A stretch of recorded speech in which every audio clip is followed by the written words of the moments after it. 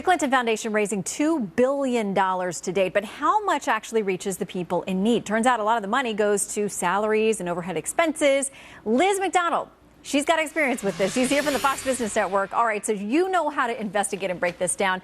What can you tell us about what kind of ratings they have as a charity? Well, it's very hard to rate them as a charity. Even one of the watchdogs said we can't because they're unlike any other charity.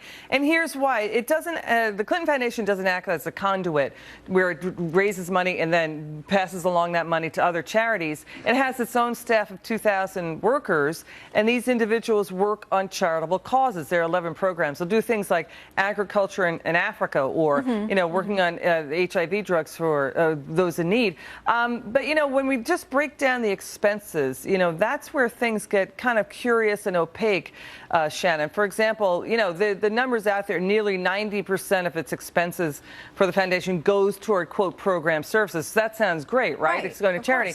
When you look at it, you have to say to yourself, what are those expenses? $34 million in salaries, about $8 million spent on travel for these workers, meaning it could be Bill Clinton going around the world. Nearly $13 million in annual costs on conferences, conventions, and meetings. So, the bottom line is it's very opaque. And by the way, it has passed along a little more than $5 million in grants. So the question is, what are these workers doing? They do a lot of good in the world.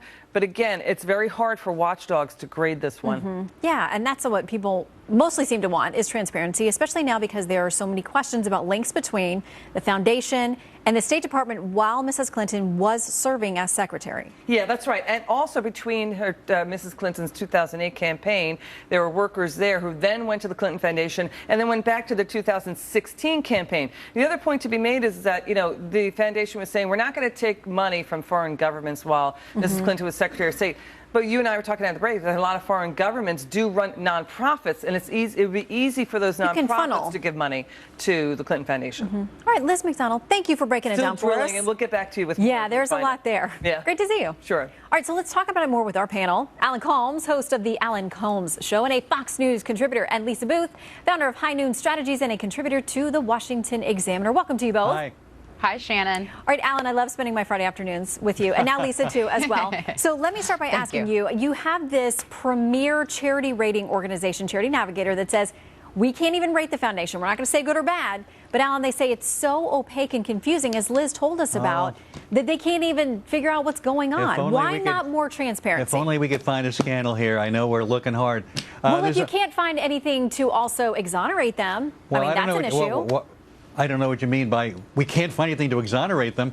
There has been transparency. In fact, there's another charity watch organization called Charity Watch, and they, in fact, give it an A rating. So you want to quote, sure, you can quote one that doesn't rate it. The one that does rate it gives it an A. Also says, as Liz pointed out, 89% of its dollars actually go to help people. And Liz also mentioned all the good works they did. Look, I know because Republicans have a failing presidential campaign, they're desperate to find something on Hillary Clinton rather than talk about what plans they have to move the country forward. All right, but I'm waiting to hear what the scandal is. Let's just try to keep this to the Clinton Foundation for purposes of this conversation, because there are growing questions, Lisa.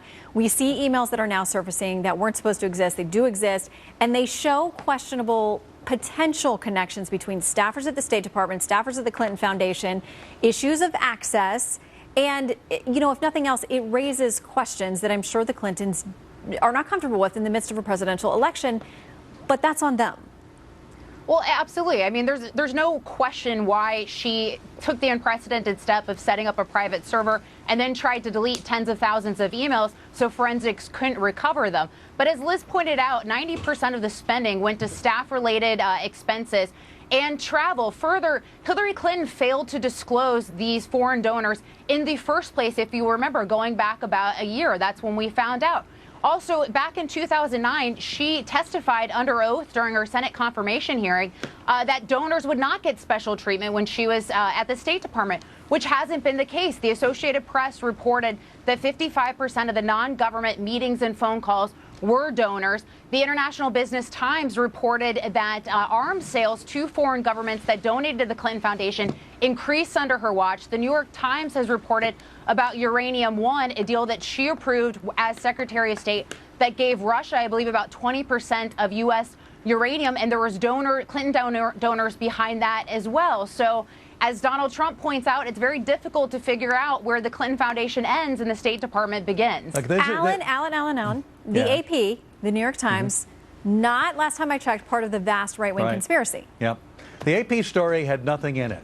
It quoted a presidential a Medal of Freedom winner and a Nobel Prize winner, and there was no evidence there was any quid pro quo. But they took numbers and they looked at the people who were able to meet with the Clintons, but here's what and the who problem was a donor and who wasn't. The problem with those numbers were they cherry-picked people. They didn't include people who work for government. Well, they were saying aside from people who would be with her anyway, government people. They said aside from that. They cherry-picked people, did not include a whole array of people, as if she only met with 85 people during the entire time she was Secretary of State. The AP story's been largely discredited. And again, I know some people are struggling to find something here, but tell me what that something is. Well, Shannon, there's no evidence of we gotta leave it. Wait. We gotta leave it there on that topic because I want to make sure that we ask you about another one. The AP stands by its story, by the way. Donald Trump now trying to expand his minority outreach, meeting with Hispanic leaders a few hours from now in Las Vegas.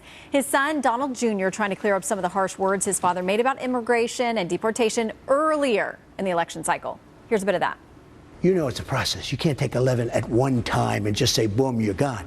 We have to find where these people are. Most people don't even know where they are. Nobody even knows if it's 11. So it's still possible. It could be 30 and it could be 5. Nobody knows what the number is. But if somebody hasn't committed a crime, let me explain. Will they be deported? Let me tell you what. We know the bad ones. We know where they are, who they are. We know the drug cartel people. We know the gangs and the heads of the gangs. Okay, that was not Donald Jr. Clearly, that was the Donald. Okay, Trump took to Twitter, though, saying this, quote, "I'm very proud to have brought the subject of illegal immigration back into the discussion. Such a big problem for our country, I will solve." Lisa, he was hardcore about this in the primary, and now some of the very people that he took out, like Jeb Bush, are saying, you have softened so much, you look like you like my plan. So the people who voted for you over me on this issue, did they get skunked? Well, I think with Donald Trump right now, he's sort of in a lose-lose scenario because if he goes with his original comments regarding mass deportations, he's going to be labeled inhumane, as a racist or whatever the Democratic Party wants to throw at him. And then if he flip-flops on the issue, that's a massive flip-flop for him, and he's going to alienate some of his core constituency. So he's in a little bit of a bind here. Regarding minority voters, what Donald Trump needs to do is not call Hillary Clinton a bigot, but what he does need to do is state something that he has previously stated, in saying that Hillary Clinton views minority voters simply as a vote and not human beings worthy of a better future. And what he needs to focus on is the fact, if you look a lot of the economic measures, minority voters are not doing better off under President Obama, and they certainly wouldn't do better off under Hillary Clinton, who would just be a continuation of those failed economic policies of President Obama. Well, as a matter of fact, African-American unemployment rate went from 18% to 9% under Barack Obama. Participation down, housing ownership down. All right, let's give Alan final quick word. Forgive me for speaking, but frankly, if people listen to Lisa, if Trump listened to Lisa, he'd be a lot better off, but he's not listening to anybody. And he says there's a hardening, or rather a softening on his immigration plan when he speaks to Sean Hannity. When he speaks to Anderson Cooper, he says it's a hardening. So, and by the way, it was Paul Ryan who called him a racist, not a bunch of Democrats who do it. So he's got a problem in his own party, and his positions are incomprehensible. All right. Well, his followers, his voters say no, and they are still on board. We'll see how they feel about the immigration shift, as it were. Alan and Lisa, have a great weekend. Thank you. You too. Thank you, Shannon. You too. All right.